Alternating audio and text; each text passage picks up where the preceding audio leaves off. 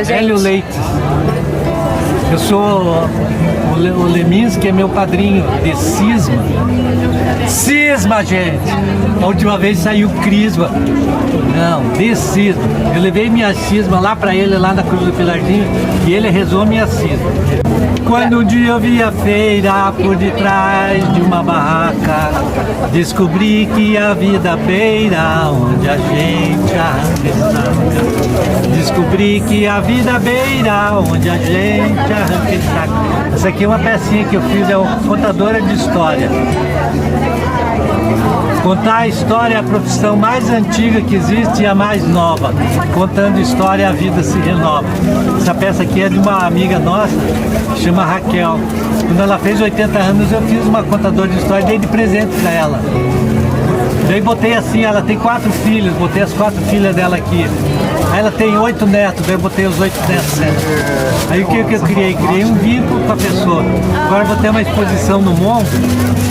E lá no MON vai ter um monte de peças. Por exemplo, vai ter essa aqui, ó, que é o Sermão aos Peixes. Pela boca morre o peixe, pela boca passa o canto, pela boca junta os noivos, pela boca nasce o santo.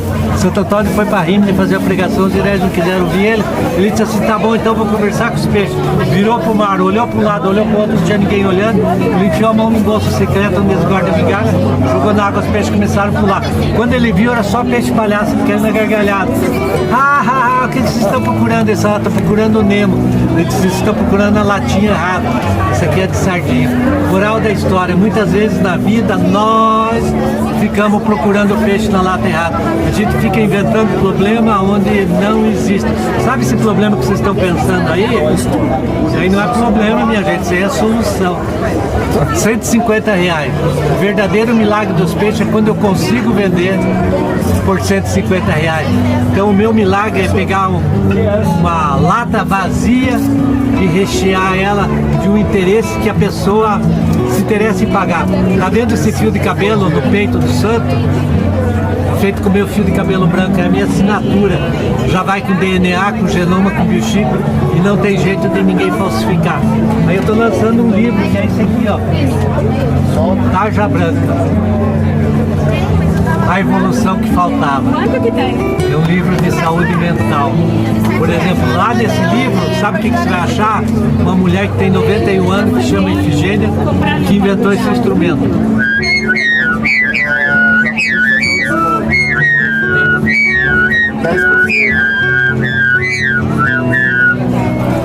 Um amigo meu me deu essa bota. Ele morreu. Aí a mulher dele trouxe embrulhado no jornal. Meu amigo gostava tanto de você que eu vou te dar um pé da bota. Sabe por que o ratinho de biblioteca está fazendo leitura rápida? Porque o livro é de queijo, moral da história. Com criança é igualzinho, você tem que ver o que elas gostam para daí fazer ela se apaixonar pelo livro. Chamava César Bonde. Tá vendo essa escadinha aqui, ó? Isso é caixa. Tá vendo essa escadinha aqui? É uma escadinha para chegar na sabedoria. Só tem um caminho para chegar na sabedoria. Sabe onde é que a sabedoria começa? Nas crianças. Depois vira degrau, depois vira dia, depois vira atitude e depois vira sonho. Se você não tiver um sonho no meio da sua caminhada, sua vida vai dar em nada. Aí perguntei pro menino, qual que é o seu sonho? Ele disse, eu não tenho sonho não. Quando a pessoa não tem sonho, sabe o que Deus faz? Deus faz ela arrastar pedra para construir o sonho dos outros. O menino disse, eu quero arrastar pedra. A gente ficou tão besta com ele. Eu disse assim, escreva aí, ó, eu tenho um banco de sonho aqui, ó, que as crianças depositam o sonho dela. Daí ele escreveu arrastar pedra. Só que daí ele virou, na hora que ele estava saindo, ele olhou para nós e disse assim, ó, daquelas britas bem pequenininhas. Aquele cima todo. Boa noite a todos, profissionais da educação, servidores e estimada comunidade. Em nome de toda a equipe da Coordenadoria de Projetos, quero dar as boas-vindas a cada participante conectado aqui conosco. Sua participação é muito importante. Estamos aqui para o 4º encontro da 8ª edição do projeto 20 Ver, do programa Comunidade Escola, idealizado e planejado para termos novas experiências de aprendizagens, novas possibilidades de desenvolvimento pessoal e profissional. Sejam bem-vindos ao nosso evento. Chamo para compor este momento o nosso convidado. Ele é socorrista resgatista, condutor socorrista do SAMU, socorrista resgatista Pickler Team Rescue, socorrista IBRAF Brasil, paramédico, transporte terrestre em UTI móvel, condutor de veículos de emergência, workshop em controle de hemorragias, primeiro interventor à tentativa de suicídio, GHOST, corpo de bombeiros, emergências clínicas, traumáticas, psiquiátricas e pediátricas, mais de 2.000 horas de treinamentos, mais de 17.000 horas de salvamentos, instrutor de primeiros socorros, instrutor suporte básico de vida, criador dos projetos, fábrica de heróis, bombeiro mirim na comunidade, reconhecimento municipal pelos serviços prestados nos setores público e privado. Seja bem-vindo, Jason Miller. Boa noite, tudo bem? Boa noite, tudo bem? Obrigado pelo convite, pela confiança. Sempre um prazer estar aqui servindo vocês aí, servindo a comunidade também. Então, passo a palavra para você, Jason, nessa noite. Beleza. Pessoal, vamos lá então, a gente vai aprender aqui um pouquinho, né? A gente não tem muito tempo, a gente não vai ter aulas práticas, mas a gente vai ter algumas instruções que parecem bobas ou até mesmo simples, mas são instruções que realmente salvam vidas. E você que vai aprender todo esse conteúdo hoje vai ser o responsável por salvar vidas. O nosso grande vilão na área de primeiros socorros, no SAMU, ou no atendimento pré-hospitalar, que a gente vai ver aqui chamado, ou conhecido mais como APH, o nosso grande vilão é o tempo de resposta, ou seja, é o tempo que aconteceu a ocorrência até a chegada do serviço especializado. E isso vai uma demora significativamente muito grande, até porque a demanda nossa é muito grande e a gente vai ressaltar alguns pontos por que dessa demora. Então, você aprendendo o básico aqui de primeiros socorros, o tempo de resposta que essa vítima vai ter vai ser imediato. Tem situações de emergência, por exemplo, que são situações que não pode esperar, né? E a gente tem um tempo, como eu disse, um tempo de resposta até a chegada do serviço especializado. E tem situações que não dá esse tempo. A gente não consegue, né, chegar a tempo. E você vai conseguir salvar a vida dessa pessoa, né? Então a gente vai aprender algumas coisas aqui, ainda mais as pessoas da área da saúde sou eu, as pessoas da área do ensino, professores, a gente vai falar aqui sobre a Lei Lucas, né? Como é que surgiu essa lei, o porquê dessa lei e o porquê que ela é tão importante. E vocês que trabalham aí, né, com crianças, é muito importante você aprender pelo menos o básico, tem instruções do que fazer, do que não fazer, para quem eu devo ligar e como eu vou acionar, o que eu vou falar, né? Como é que eu vou agir em situações de urgência e emergência. Então, vamos começar aqui nos slides, aqui já, para a gente poder já estar dando continuidade. Então, hoje nós vamos aprender aqui sobre primeiros socorros, suporte básico de vida, e a gente salva vidas, né? Através do ensino. Então, vou falar um pouco sobre mim para quem ainda não me conhece. Algumas pessoas aí me conhecem aí, já tive na Secretaria de Educação, já tive fazendo alguns treinamentos aí como voluntário no programa Comunidade Escola. Mas para quem não me conhece, meu nome é Jason Miller, minha formação sou socorrista resgatista, minha profissão é condutor socorrista ali do SAMU. Tenho vários cursos, coloquei os principais, socorrista resgatista ali pela Pickler, aperfeiçoamento de socorrista, para medicina ali, né, com uma formação de paramédico pela Uninter. Infelizmente teve descontinuidade desse curso, mas aprendi muito durante um ano todo. Transporte terrestre, UTI móvel, condutor de veículos de emergência, workshop em controles de hemorragia. Sou também primeiro interventor à tentativa de suicídio. Fui formado ali pelo Corpo de Bombeiros do Ghost. Não sou bombeiro, mas fui formado ali, um treinamento junto com eles, muito bacana também.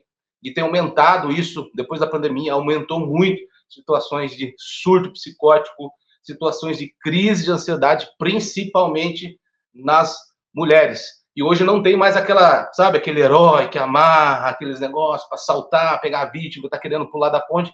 É em último caso. Hoje a gente trabalha mais a parte emocional, porque a gente sabe que uma situação dessa é extremamente emocional. Então, esse treinamento que a gente recebeu é para trabalhar esse emocional dessa pessoa que está tentando contra a própria vítima e, de uma forma psicológica, fazer ela desistir dessa situação.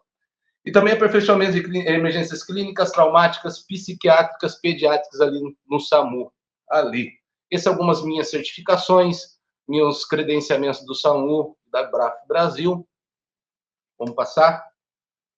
Então, para quem não sabe ali, a unidade de suporte avançado do CIAT Médico, também faço parte lá. Para quem não sabe, a gente tem uma unidade de suporte, chamado suporte avançado, o CIAT Médico, que é do bombeiro, uma unidade para atender Curitiba e região metropolitana. Então, é muito pouco pela demanda. Então, a gente vai falar um pouquinho sobre as ligações, ligar somente em situações de urgência e emergência. Muito cheio, porque 90% das ocorrências que o SAMU ou o bombeiro atende, muitas das vezes não são de urgência e emergência, por isso há todo esse congestionamento.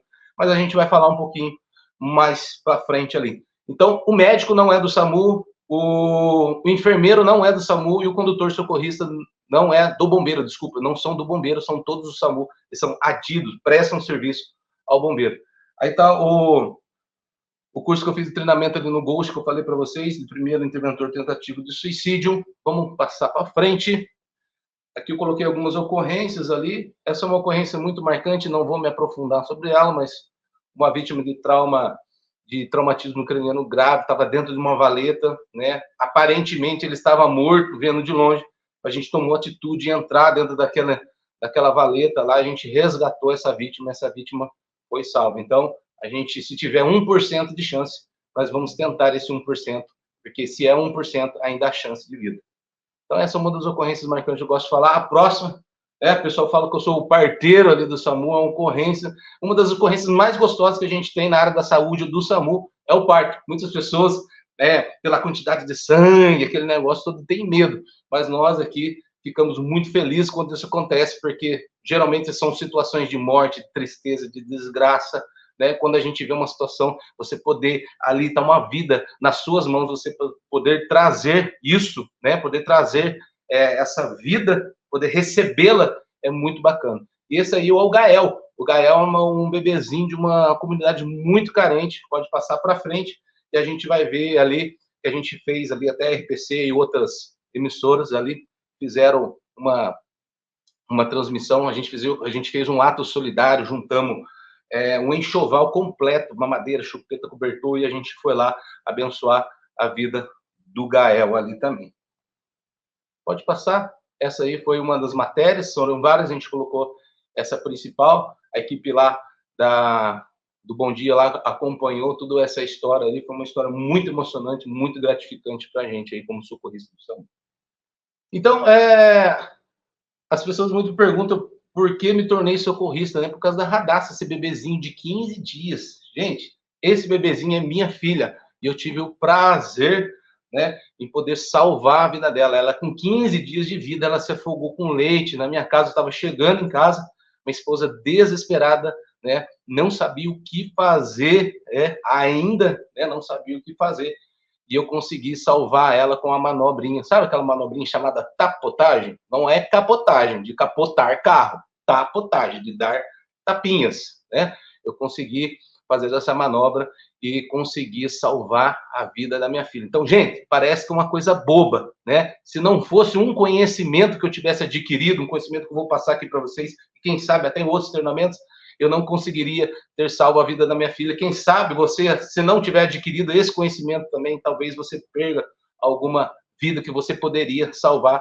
com um procedimento muito simples, muito fácil, tá? E como diz que salvar a vida de alguém, né, não tem preço, e aí a Radassa já está ali na primeira fotinha ali, né, já trabalhando para mim, já para pagar, né, quitar essa dívida impagável que ela tem, né? Mas, gente, brincadeiras à parte, ela está ali sadia, saudável, ali, vaidosa ali, e eu fico muito feliz de falar isso e poder ter participado desse momento tão importante, tanto para ela quanto para mim. Fico até, desculpa, um pouco emocionado de falar sobre esse assunto. Mas começando aqui, gente, a gente não tem muito tempo, mas a gente poderia já resumir, né? A gente poderia ficar 1 hora falando sobre esse slide aí. Então, esse slide a gente vai ver aí que é a cadeia de sobrevivência aí da área do APH, né? Do primeiro socorros. Então, a gente vai ver ali que o hospital, não sei se notou ali, se for descorrendo, você vê que o hospital ali está em último lugar. Depois, mais um pouquinho vermelho ali, o APH e primeiro socorro. Então, a gente vê que há um distanciamento muito grande. E qual é o melhor lugar? Qual é o melhor lugar mais confortável de você estar? Hoje aqui, aprendendo, tendo instrução. Ou seja, naquele grande círculo azul ali, chamado educar, educação, ensinar e também aprender. Gente, a gente acha muito legal, as pessoas falam, nossa, deve ser muito massa você salvar uma vida, você poder resgatar alguém, é muito legal. Gente, mas é uma situação de crise emocional, é um forte impacto emocional que a gente tem, muito grande. A gente pensa tudo isso, mas quando a gente pega um capotamento de carro com uma criança de 2 anos com o braço amputado, né, aí a gente já começa a repensar muitas coisas, né? Então, para quem vive a situação, quando chega a hora da situação, acontece muitas das vezes aquele famoso ditado, né, dito popular, lá, colar as placas, né? Muita gente cola as placas, muita gente não vai para frente nem para trás, não sabe o que fazer. Então a gente vê que a gente também tem que ter um controle emocional muito grande, mas a gente vai falar um pouquinho sobre isso lá. Então o melhor lugar de você estar hoje aqui é aprendendo. E tudo, gente, que você aprender, né? A gente sabe que para a gente poder gravar tudo aquilo que a gente recebe, toda aquela informação, a porcentagem maior para a gente poder gravar, realmente aprender isso, é ensinando alguém. Então, tudo que você aprender hoje aqui, que você possa reler, que você possa repassar, compartilhar com alguém, vai ser bom, porque você vai estar compartilhando informações que salvam vidas e você vai estar gravando na sua memória também para você não esquecer. Então, o lugar melhor de nós estarmos aqui hoje é aprendendo, educando e ensinando. Segundo, em verdinho ali, né, é prevenir. Gente, quantas coisas acontecem por falta de prevenção, principalmente nas escolas, sabe? A gente vai, igual aquela música, deixa a vida me levar, a vida leva eu, até acontecer alguma coisa. E depois que acontece? O que eu faço? O que eu não faço? O que eu posso fazer? O que eu não posso fazer, né? Então, são situações que dentro de uma escola, lidando com filhos de outras pessoas, lidando com crianças, nós temos uma responsabilidade muito grande. Então, antes que nós precisamos começar ali, né, pedir ajuda e começar o primeiro socorros, vir a equipe de emergência e ir até o hospital, a gente tem muita coisa que nós podemos fazer para prevenir que um acidente aconteça, né? Então, seria um curso muito melhor se a gente falasse só sobre prevenção. Mas a gente sabe que muitas das vezes a gente deixa passar alguma coisa, ou algumas coisas também são inevitáveis e vão acabar acontecendo, né? Mas se acontecer, você também tem que estar preparado. Mas o melhor ambiente para nós estarmos mais confortáveis, além da educação, de educar, é prevenir. Então a gente tem que ter o que para prevenir? Visão, né? Visão panorâmica, visão 3D, ainda mais se tratando de criança. Vocês sabem muito melhor que eu que criança não é brincadeira. Elas fazem coisas que a gente só vê, só acredita vendo, e vendo muitas das vezes a gente não acredita, né? São uma benção essas crianças, né? Então, gente, a gente tem que ter essa visão 3D, essa visão panorâmica, ver prevenção, porta. Muitas das vezes já vi crianças, né, atender crianças com o dedinho pendurado, porque por causa da porta. Gente, é R$10 um pezinho para você pôr na porta, um equipamento para prender a porta ali dedo na tomada, vamos colocar as coisinhas ali, né? Lá, o protetor da tomada para a criança não pôr o dedo. Ah, mas essas tomadas agora de 3 pontas, ela tem segurança, a criança não consegue pôr o dedo.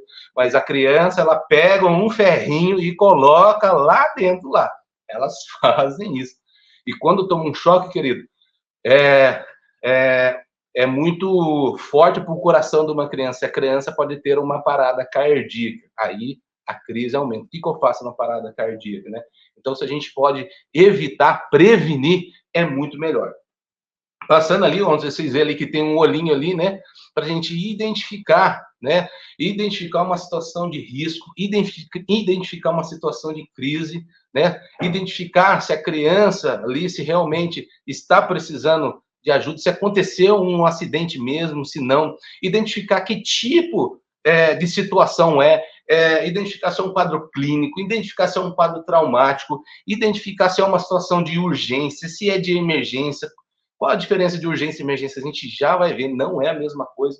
Então, mais um tópico ali que já é mais tranquilo da gente que é identificação, né? Passando para o próximo ali, que é pedir por ajuda. Gente, começou ali, pode ver que fica na laranja, na cor laranja, pedir por ajuda, já a coisa aconteceu e a coisa não está boa.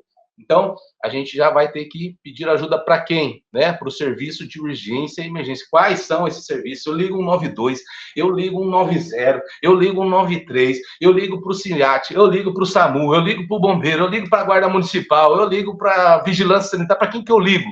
Gente, falei vigilância sanitária? Tem ocorrência que eu fui, a Vigilância Sanitária estava lá, sendo que era para a gente estar. Como eles foram parar lá? Não sei. Mas muitas das ocorrências chega Guarda Municipal, chega Polícia Militar, né? Chega outros setores públicos que não tem nada a ver e depois a gente acaba chegando lá, por último, lá numa situação. Então, a gente vai aprender algumas coisas sobre isso também. Então, identifiquei ali que tem uma situação crítica de urgência e emergência.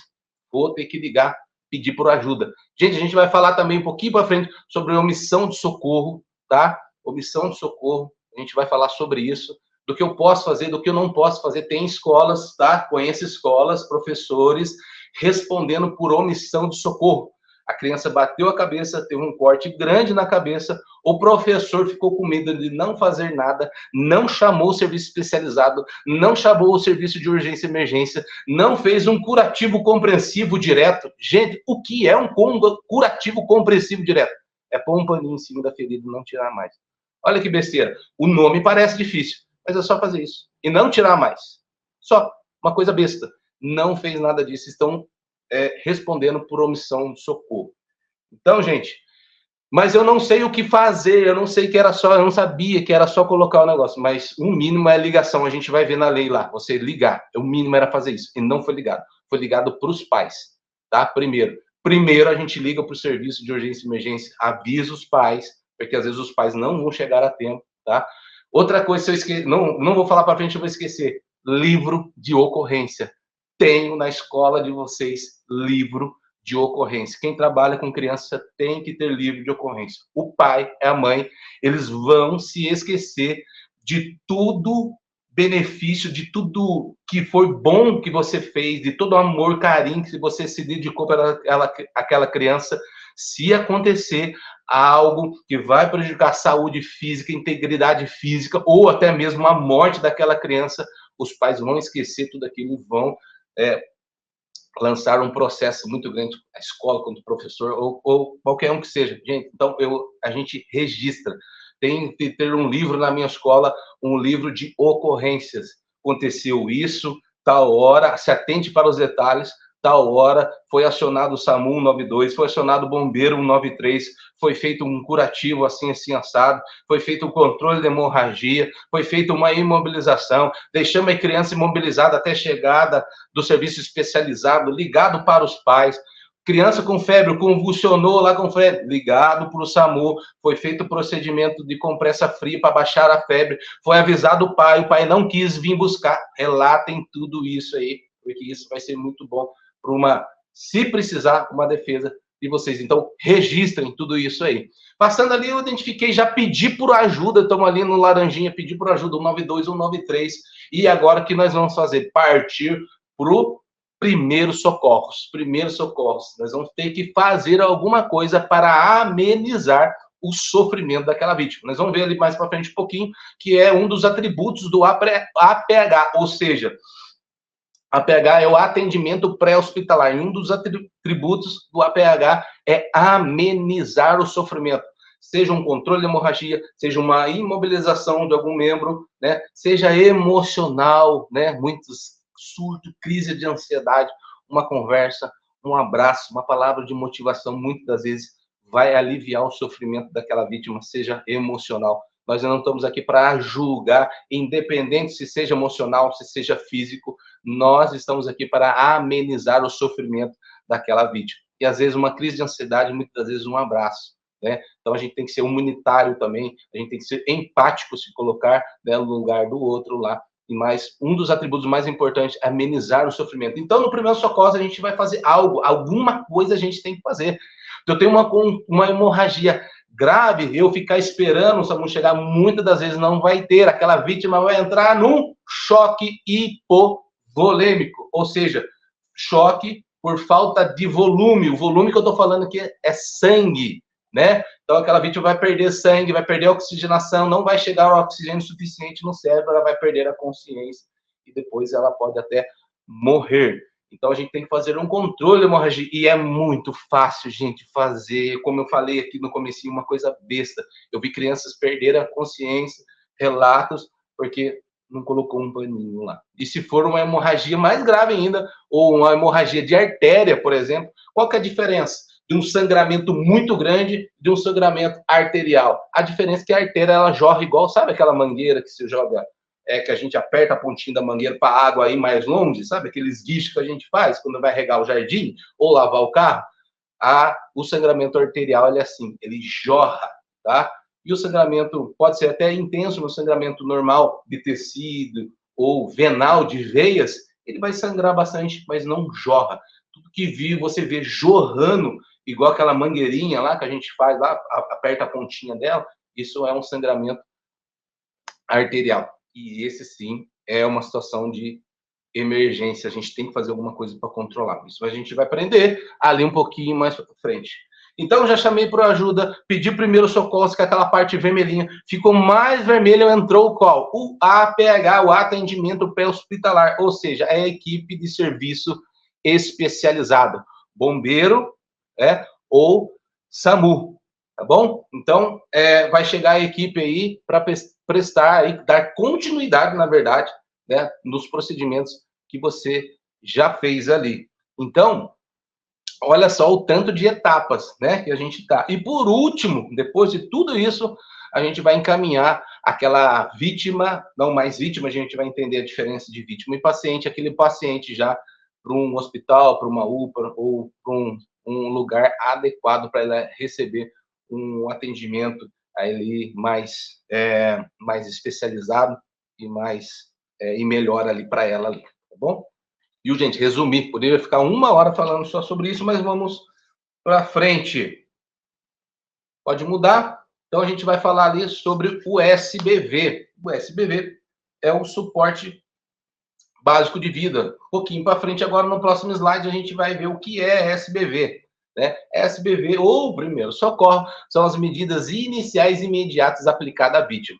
Então, gente, detalhe. Então, são primeiros socorros e medidas iniciais, tá? E imediatas aplicadas à vítima. Então, quem vai fazer o primeiro socorro? Quem vai fazer o suporte básico de vida para aquela vítima? Você que está ali naquela situação. Você vai ser o responsável de aplicar isso aí, tá? Fora do ambiente hospitalar, tá bom? Então, é fora do ambiente hospitalar, é lá na escola que você está dando aula, é dentro da sua casa, é na rua, é fora do ambiente hospitalar, executadas por qualquer pessoa. Não precisa ser um socorrista, não precisa ser um técnico de enfermagem, enfermeiro ou médico para aplicar primeiros socorros. Qualquer pessoa que tenha um entendimento mínimo pode aplicar o primeiro socorro. Para que a gente vai fazer isso? Para garantir a vida da vítima e evitar agravamentos e lesões. Então, todo procedimento que a gente faz, básico que seja, a gente vai estar prevenindo a vida daquela vítima e a gente está evitando, né? Se eu tenho uma hemorragia, eu controlo aquela hemorragia, eu estou evitando que ela tenha um choque hipovolêmico, perda a consciência, o coração dela pare, né? Entre outras e outras coisas. Uma crise convulsiva, né? Então, são procedimentos que eu vou fazer para que a vítima não se machuque, para que ela não venha bronquioaspirar o sangue, muitas das vezes ela morde a língua e bronquioaspira, então eu tenho que colocar ela em posição lateral de segurança. A gente vai ver isso também lá para frente. Apesar da crise convulsiva ser assustadora muitas das vezes, mas não tem muito o que fazer, mas o que você fizer pode salvar a vida daquela vítima lá. Vamos passar para o próximo.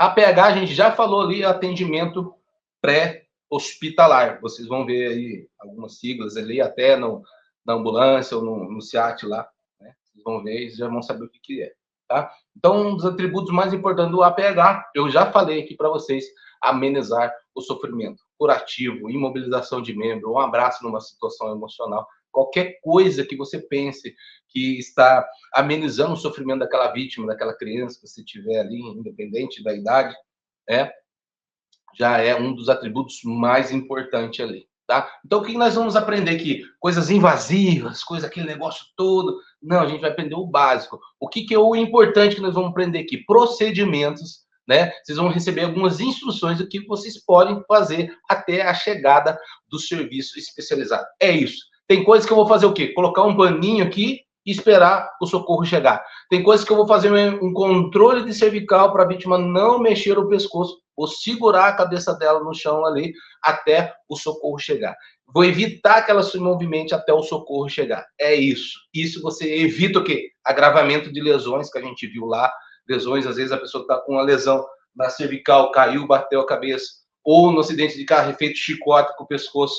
Eu imobilizo e evito agravamentos de lesões. Gente, imagine você, por segurar, fazer um controle cervical, segurou a cabeça da vítima, não deixou ela se movimentar, você pode evitar de deixar ela paralítica ou tetraplégica que seja. Olha só, parece uma coisa tão boba, tão besta, mas o fato de fazer um controle de cervical, segurar a cabeça dela e não deixar ela se movimentar, você pode já evitar uma lesão muito grande dessa, né? Então, gente, parece bobo que a gente vai aprender aqui, mas é muito importante, tá? Lei Lucas. Gente, o que eu fico mais abismado, que eu ando nas escolas, tanto pública como escolas privadas, particulares, e muita gente, muita gente não sabe da Lei Lucas, tá? E a Lei Lucas, pessoal, é uma lei, tá? Uma lei federal, não é municipal, não é estadual, é uma lei federal, tá? Que já está em vigor, já está acontecendo, tá? Ela já está valendo, tá? Então, a Lei Lucas estabelece a obrigatoriedade da capacitação em noções básicas que vocês estão tendo aqui já, né? Básica de primeiros socorros, de professores e funcionários de estabelecimentos de ensino público e privado, de educação básica e de estabelecimento de recreação infantil, então, até as creches lá, tá? Tem que ser, são obrigadas, tá? Estabelece a obrigatoriedade, tá lá em cima. Então, são obrigadas, não é uma opção, é obrigatório, tá? O seu objetivo é aumentar a segurança das crianças e adolescentes no espaço escolar ou recreativo, oferecendo conhecimento necessário para que esses profissionais possam lidar em situações emergenciais. Afinal de contas, quase 4.000 crianças morrem no Brasil todos os anos por conta de algum tipo de acidente. Então, eu não quero que seja na minha escola, eu não quero que seja na escola de vocês. Então, a Lei Lucas, ela veio para amenizar isso. Ela veio para trazer uma obrigatoriedade, porque muitas das vezes, por uma questão de consciência, né, as escolas não têm essa cultura ainda de fazer isso de um ato preventivo. E a gente viu ali que prevenir é muito melhor, né? Então, as escolas só sentem necessidade, só chamam eu ou qualquer outro instrutor para dar instruções a hora que acontece alguma coisa que elas sentem necessidade. Então, nós temos que prevenir, tá? Prevenir. Então, para quem não conhece, esse é o Lucas, tá? E como surgiu a Lei Lucas? Lucas, 9 anos de idade, foram para uma excursão, né, com a sua escola e no estado de São Paulo, e eles pararam para comer um cachorro quente. E Lucas ali se engasgou com um pedacinho de vina. Vina que lá em São Paulo é salsicha, tá? Vina é só em Curitiba que é vina. Mas nós estamos aqui em Curitiba, então vamos falar vina. E Lucas se engasgou com um pedacinho de vina. Gente, muito fácil de desengasgar. Muito fácil, tá? E as professoras ali, os profissionais da educação que estavam ali com ele, não tinham conhecimento nenhum de manobras emergenciais de primeiros socorros. E Lucas foi perdendo a sua consciência por falta de oxigenação. Então, Lucas, primeiramente, ele teve uma parada respiratória. Poderia ser feita alguma coisa ainda? Poderia. Poderia ter feito alguma coisa antes da parada respiratória? Poderia. Poderia ter feito uma manobrinha de Heimlich, batido nas costas, virado ele de ponta cabeça, qualquer coisa. Tem vários vídeos que as mães viraram os filhos de ponta cabeça e desengasgou. Melhor virar de ponta cabeça ou de cabeça para cima. É pior, gente. Às vezes a gente acha, né, é muito bruto. Nossa, virou a criança de cabeça para baixo. Mas é melhor, né? Melhor para poder soltar um leite, por exemplo. Um bebê, se você virar ele tá de cabeça para cima. Se você virar ele para o lado ou até de cabecinha para baixo, assim, o leite vai descer. Olha só, uma coisa simples. Mas as mães fazem o quê? Cabecinha para cima, sopra. Já viu ou não? Só para a criança faz assim, só para a criança, chacoalha a criança, né? Pode ter aqui uma lesão de cervical ali, e era só virar ao contrário, a criança para o leite descer. Então, às vezes, era só rotacionar. A criança muitas vezes já ia soltar aquele leite e não iria morrer. Nesse caso do Lucas, o Lucas ficou ali, teve uma parada respiratória. Dava para ter feito alguma coisa? Dava. Mas Lucas ficou sem oxigenação, faltou oxigenação no cérebro e o seu coração parou. E ele evoluiu para quê? Por uma parada cardiorrespiratória. Poderia ser feita alguma coisa? Sim. O que poderia ser feito? Uma ressuscitação cardiopulmonar, conhecida mais como RCP. Aquelas compressões, sabe, do tórax? Poderia ainda ser feito aquilo lá, para poder salvar a vida do Lucas. Mas ninguém sabia fazer. Então eles tentaram ligar, não conseguiram ligar. Gente, resumindo a história, colocaram num carro para poder levar ele para um hospital. Resumindo, o tempo de resposta para o Lucas foi de 1h30, mais ou menos, que ele foi ter o primeiro atendimento. E, obviamente, ele não aguentou e faleceu ali, né? Então, por isso que a mãe dele entrou com essa lei, lutou e conseguiu a lei ali para poder fazer essa obrigatoriedade, a lei número 13.722, tá bom? Vamos lá para frente? Então, qual a diferença de vítima e paciente? Só para vocês saberem. Vítima não foi assistida, não recebeu nenhum tipo de atendimento. Então, tive um acidente, está alguém machucado, é uma vítima. Cheguei nela, me apresentei, colocou a mão nela, comecei a trabalhar aquela vítima, ela já é o meu paciente. A gente até hoje fala, estou aqui dentro da ambulância com a vítima, nome tal, não é vítima, é paciente. A gente tem mania de falar errado, mas só para vocês saberem a diferença de vítima e paciente, tá? O paciente foi assistido e já recebeu algum tipo de atendimento. Agora, o mais importante, no próximo slide ali, a gente vai ver que muitas pessoas confundem, trocam, acham que é a mesma coisa. Urgência e emergência, tá? A urgência ali, ela é um atendimento imediato, é uma situação grave, mas ela, porém, sem risco iminente à vida, tá? E a emergência, atendimento imediato, risco iminente de morte. Então, emergência, emergir, afundar, morrer, né? Então, para vocês guardar essa diferença, tá? De emergência. Então, por exemplo, se eu tenho um corte grande no braço, né? Um sangramento ali, isso é uma situação de urgência, né? Precisa ser atendido, preciso controlar aquela hemorragia. Mas, se for um sangramento arterial, lembra? Jorrando, aí já é emergência. Se eu não fizer nada de imediato, a pessoa pode morrer. Um engasgo com uma criança, por exemplo, né? É urgência ou emergência? Emergência. Risco iminente de morte. Se em 3 minutos eu não fizer nada, aquela vítima, aquela criança, ou qualquer vítima que seja, irá perder a sua vida. Tá? Então, essa é a diferença de urgência e emergência. Os serviços públicos que a gente tem de urgência e emergência. Posso passar para o próximo? Serviços públicos na área de urgência e emergência, na área da saúde, todo mundo conhece, o SAMU e o SIAT. A gente tem um pouquinho de particularidade, um pouquinho ali no SIAT, a gente vai falar sobre isso, tá? Então pode passar para frente. SAMU, o que é o SAMU? Serviço de Atendimento Móvel de Urgência, né? Esse é o famoso pau para toda obra, tudo chama o SAMU, né? Pode ser qualquer coisa, ligam lá para o SAMU e a gente vai falar sobre ligação, tá? O próximo ali a gente vai ver que é o SIAT, Serviço Integrado de Atendimento ao Trauma em Emergência, tá? E depois a gente tem o bombeiro. O SIAT faz parte do bombeiro? Faz parte do bombeiro, mas o SIAT foi criado para trabalhar exclusivamente ali com questões de trauma, acidente de trânsito e tal. O SAMU hoje trabalha os dois, tá? A gente vai falar sobre clínico e trauma, que o SIAT foi criado para o trauma, o SAMU foi criado para atender clínico, mas no SAMU a gente tem um condutor socorrista, sabe aquele cara que dirige? Aquele cara não é só motorista, ele é socorrista. No SIAT, todos são socorristas. No SAMU, a gente tem o socorrista e tem o técnico de enfermagem, que é socorrista, mas é da área da saúde, de enfermagem. Então, ele pode fazer procedimentos invasivos que o socorrista não pode. Então, o SIAT só tem socorristas, não são da área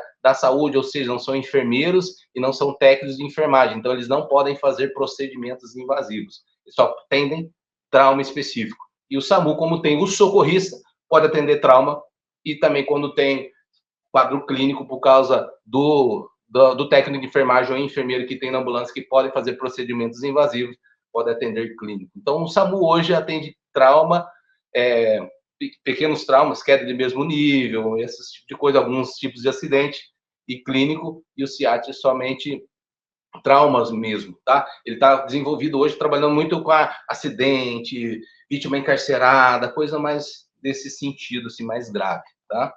Então, qual a diferença de clínico e trauma? Pode passar para o próximo, a gente já vai ver ali qual a diferença, né, de um para o outro. Gente, vai ter alguns exemplos, mas vou explicar para você. Clínico, presta bem atenção, clínico é tudo aquilo que me causa dor ou sofrimento de dentro para fora.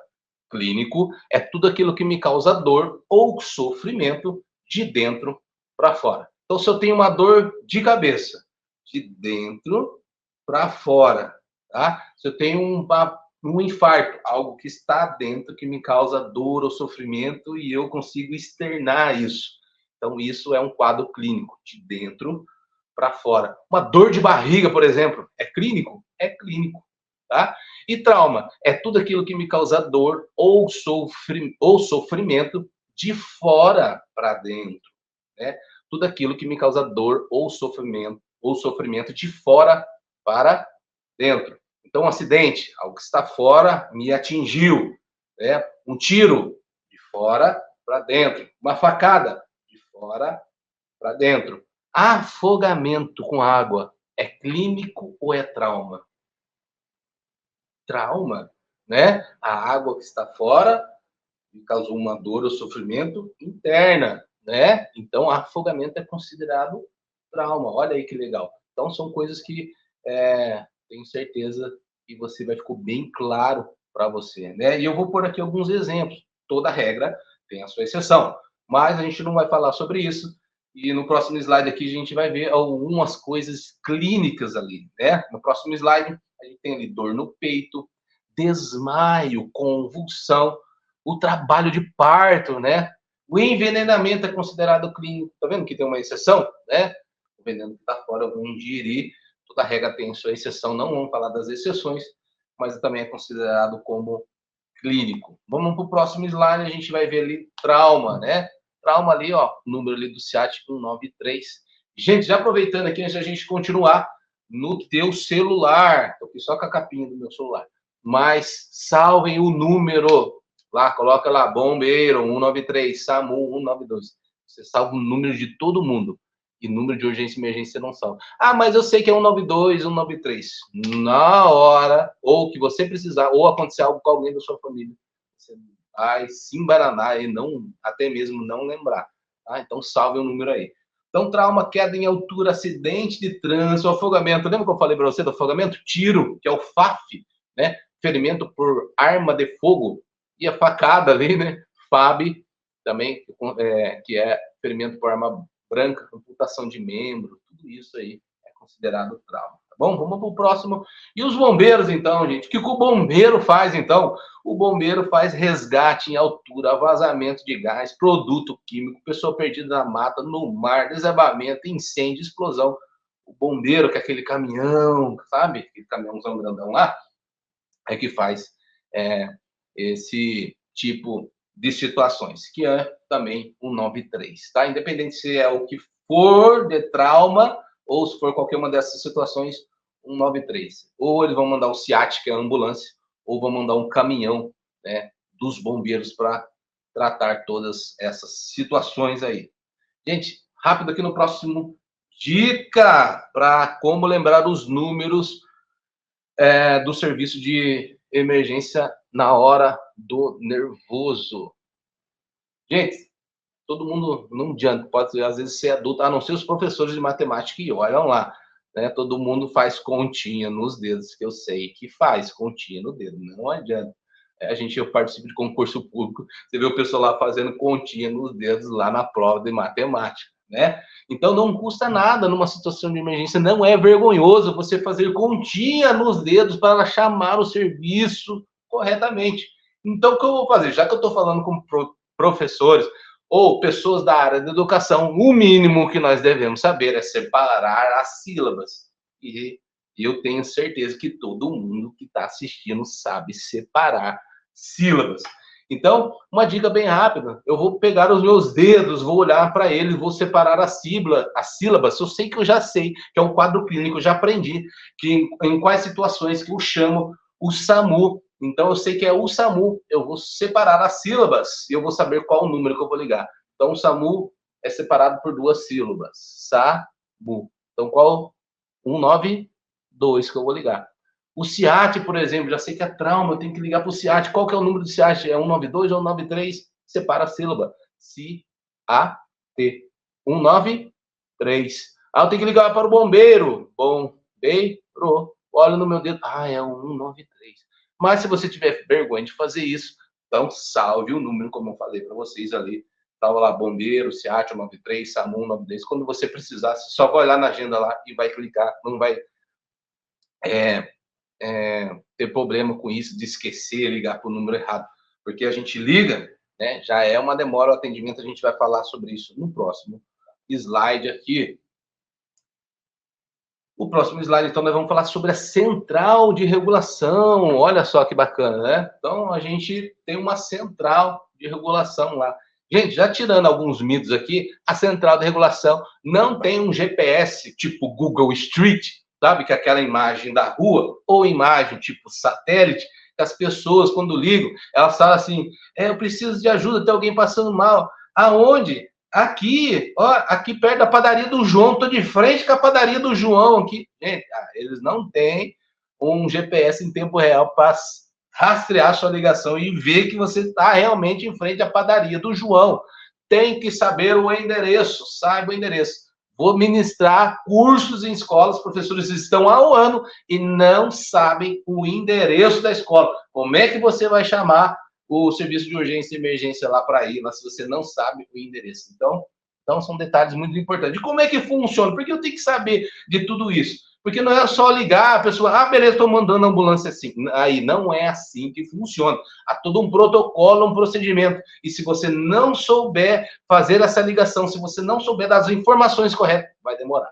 E você demora para falar tudo isso, e você ligou aonde? No SAMU. E não é SAMU, é um SIAT. Aí você vai ter que ficar na fila esperando o SIAT.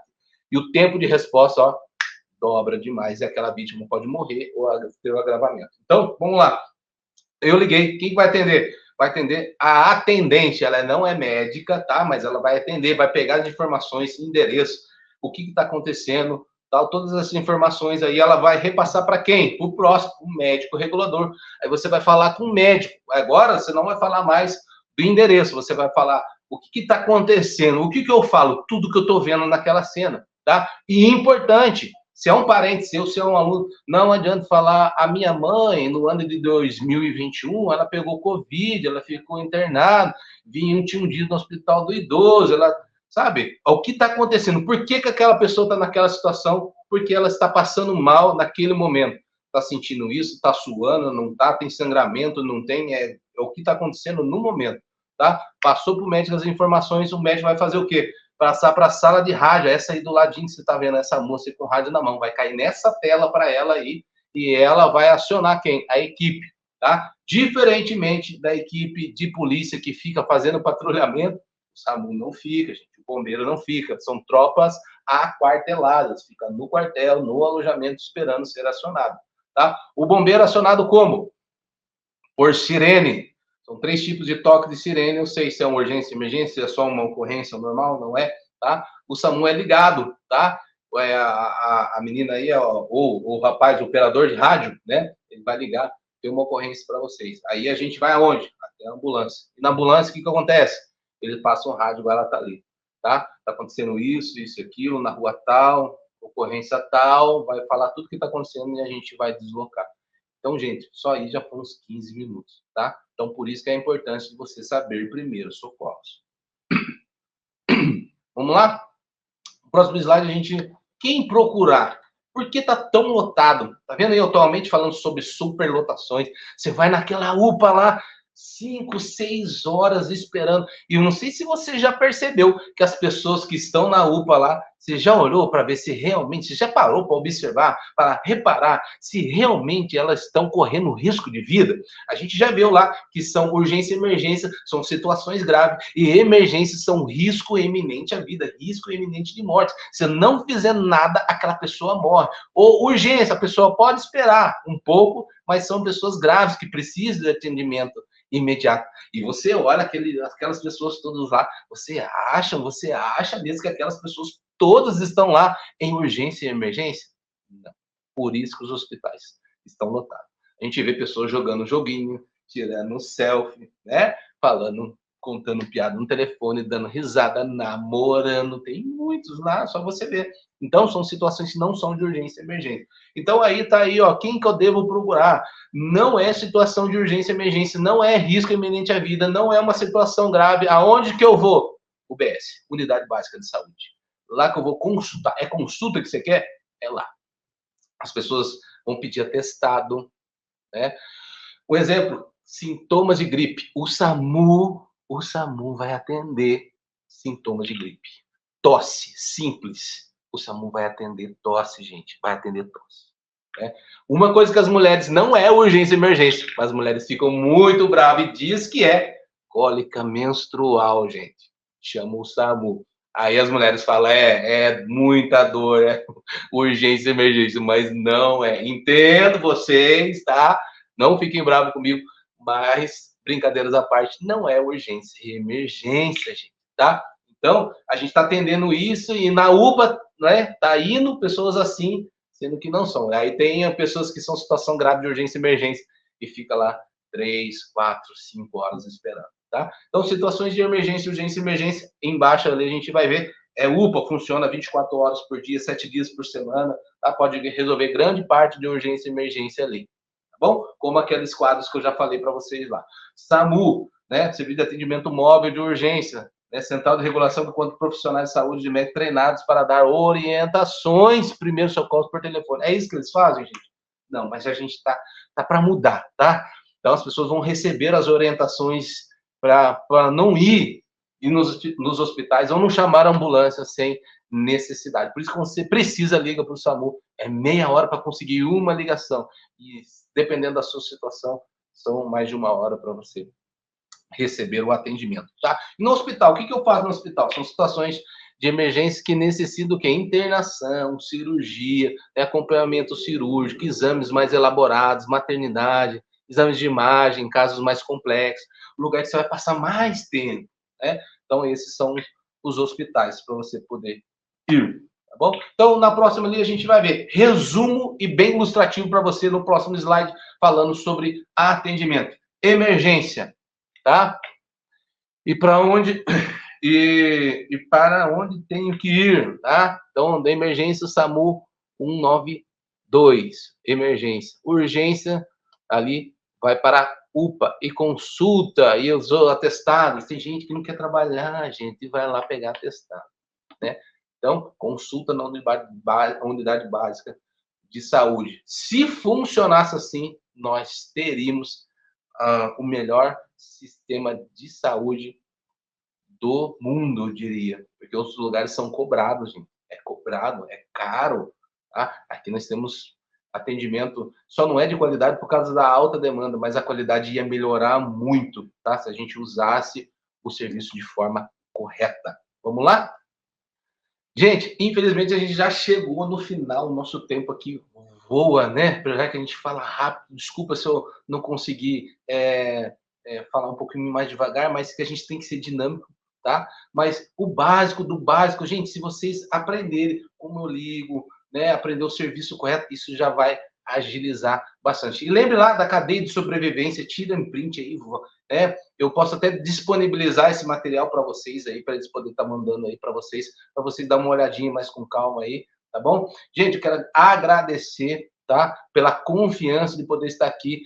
Espero e desejo estar mais vezes junto com vocês. E qualquer coisa, qualquer dúvida aí, contem comigo. Eu estou à disposição para servir vocês, tá bom? Aí tá os meus contatos, fica aí com o meu contato, minhas redes sociais. Beijo no coração de cada um de vocês. Até mais. Tchau, tchau. Obrigada, nossa gratidão, Jason, né, pela sua apresentação. As perguntas, né, serão respondidas, né, na medida do possível, né? Muito obrigada mesmo pelas suas contribuições aqui. Isso, vou estar junto aí, vou estar respondendo aí. Conte sempre comigo aí. Obrigada. Nosso agradecimento pela presença de todos e todas, os profissionais da educação, da comunidade que se inscreveram e estiveram conectados com a gente nessa noite. Queremos te ver mais vezes, por isso, vá ao portal Aprender e se inscreva para as demais lives desta edição do projeto. Gratidão pela companhia nesta noite e até lá!